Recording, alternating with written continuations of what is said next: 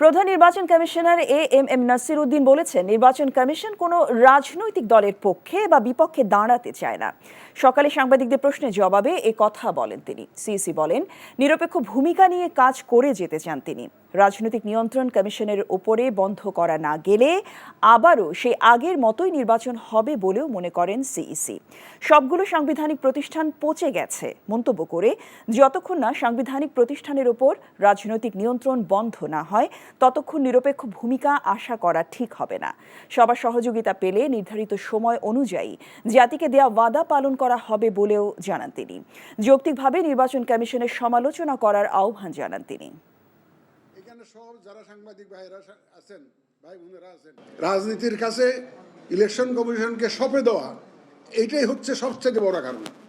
সুতরাং এইটা যদি বন্ধ করা না যায়, যে রাজনীতিবিদদের influence on the election commission যদি বন্ধ করা না যায়, তাহলে দেখবেন যে আমি মনে করি যে এই আবার সেই পুরানো জিনিস রিপিট হবে।